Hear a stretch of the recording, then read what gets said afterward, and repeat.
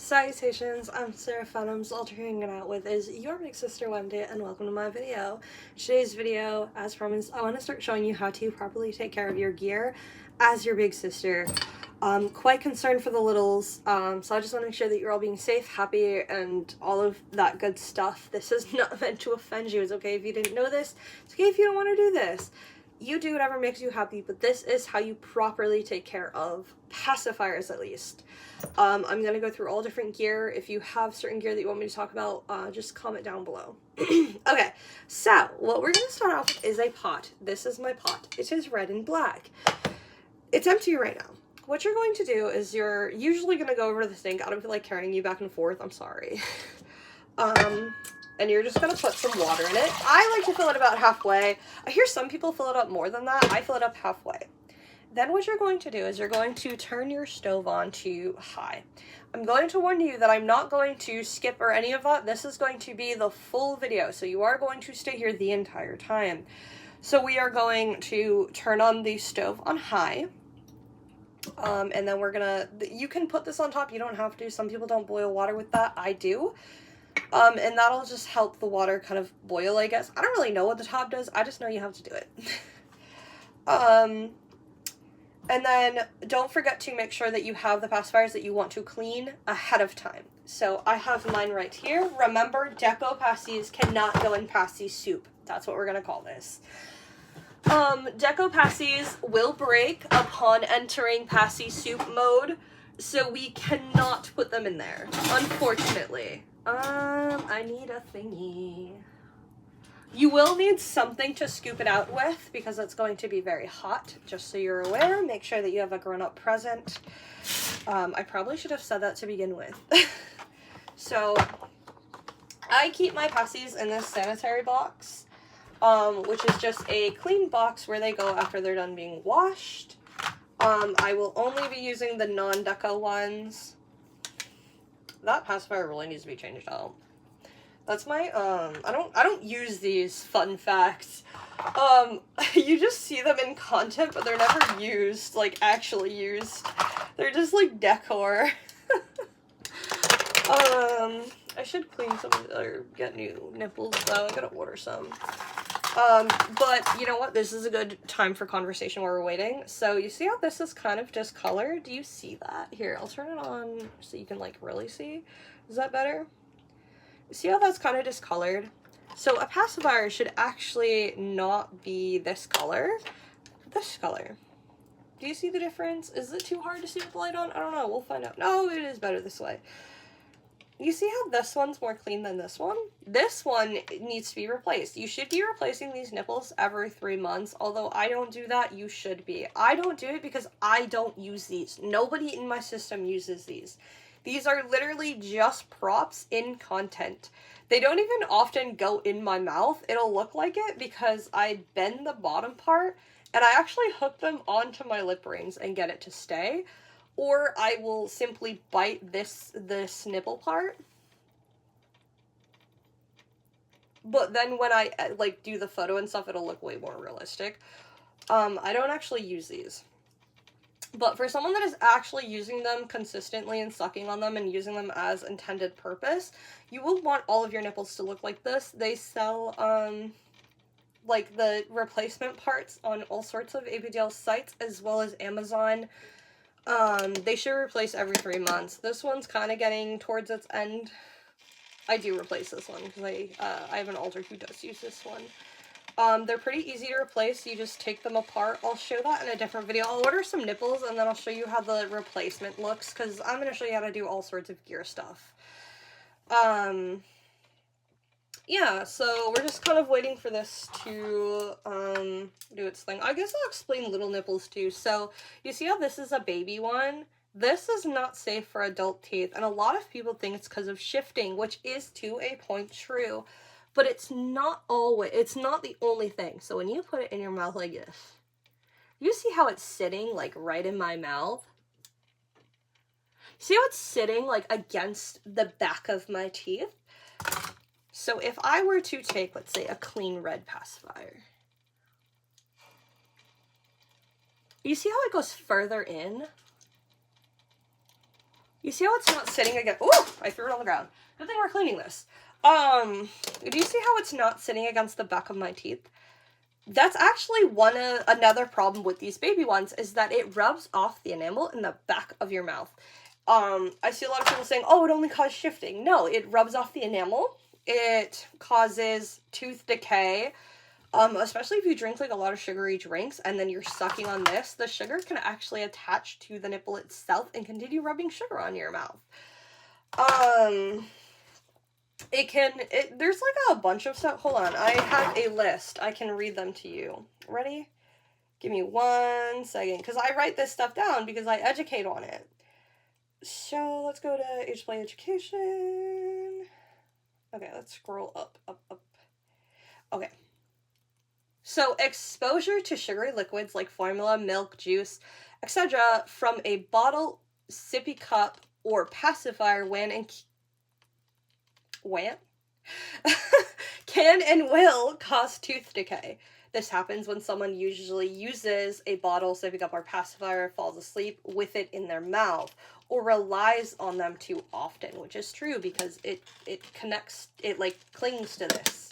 Gum disease can and will happen from bottle, sippy cup, or pacifier use. Gum disease happens when there is a buildup of plaque on the teeth and gums. Prolonged use of a bottle, sippy cup, or pacifier, especially filled with sugary liquids, can, and will contribute to gum disease by causing baby bottle tooth decay. That's just what it's called, even if you're using a pacifier. Which can lead to cavities. I always want to call it captivities. Cavities and gum inflammation if left untreated. This is because the sugar in the liquid sits in the teeth for extended periods, creating a breeding ground for bacteria that damage tooth enamel and gums. It sounds like this is starting to boil. Oh, we're not there yet, though. Sucking on a bottle, passy, sippy cup, etc., even a thumb for long periods can cause teeth to become misaligned or shifted. When this happens, you may have a difficulty with uneven bite, chewing or biting down, facial pain, discomfort around the jaw, tight muscles, or locked jaw. This can be either irreversible or may require orthodontic treatment. Mine requires orthodontic treatment. Sucking too often, especially if it's difficult to get liquids out, can cause an overuse in jaw and muscles. When this happens, there may be a very sharp pain, jaw may feel tight, or even a jaw being stuck in place, known as locked jaw. When the nipple rests against the back of your teeth, it may slowly damage your enamel. This is the hard out layer of your teeth that protects the crown from the damage and captivity. See, I told you, cavities. When this part gets ruined, it's irreversible. Enamel damage in teeth refers to the wearing down or erosion of the tooth enamel, which can, does, and will lead to increased sensitivity, discoloration, even a high risk of cavities due to the exposure of the softer dental layer underneath. This damage is usually caused by acidic foods, drinks, excessive teeth grinding, poor oral hygiene, stomach acid from conditions like acid reflux, and of course, having something rubbing up against your teeth often. Impacted gums can happen due to the fact of sucking on the nipple too often or too much, causing shifting of the teeth. Impacting gums typically refers to a situation where a tooth is stuck under the gum line and can't fully erupt, most commonly caused by overcrowding in the jaw. Other contributing factors include genetics, jawbone density, and misaligned teeth that block the tooth's path. This will then lead to various complications like infection, gum disease, pain, swelling, potential damage to nearby teeth if left untreated. Prolonged use of a bottle or sippy cup or pacifier can often deform the shape of your mouth. This can and will lead to narrowed plate, crooked teeth, jaw misalignment, lock of jaw, tight muscles, and can even affect how you speak. So everything that I am teaching you comes from fact, not opinion. These are from like actual doctor sites or just things that I can get in general that can prove, and like government sites, just things like that, not random posters on like Tumblr and stuff. This is like real stuff that I can track back. Some of this actually came from my own mouth damage, because if you didn't know, when I first got into the community, I obsessively used pacifiers. Everybody said they were safe. It has now cost $5,000 of damage worth of my mouth, which is why my teeth are all messed up. Okay. So, you can kind of see that it is now boiling. You see the water, it's kind of boiling. what you're going to do is take your pasties and make pasty soup. I'm only going to boil mine for 3 minutes because, like I said, I don't really use these, but if you do actually use them, you will need to boil them for 5. I'm going to look up a timer. Ah, yes. And I've set a timer. So, and you don't want them to like melt and stuff, so you are going to kind of mix them in there and kind of like move them around and whatnot, because, you know, you want to make sure that they're safe. You want to make sure that they're not like sticking or like getting ruined or getting ucky, you know. I might do the full 5 minutes with you, actually. I think it'll be alright. I'll do the full 5 minutes with you, because I said I would go through every step with you, and this is for the people who need that kind of treatment. I definitely know I'm someone that does. I don't do well when you half-fast things, or speed up, or skip to the next part. So we'll just do the whole thing together. If you don't want to wait, just skip 5 minutes, and then we'll get to the end. But yeah, everything that I'm teaching you comes from, like, a place of just concern, wanting to help you, wanting to be your big sister that I am. I just want to make sure that you are being safe and healthy with the, like, in the most productive way.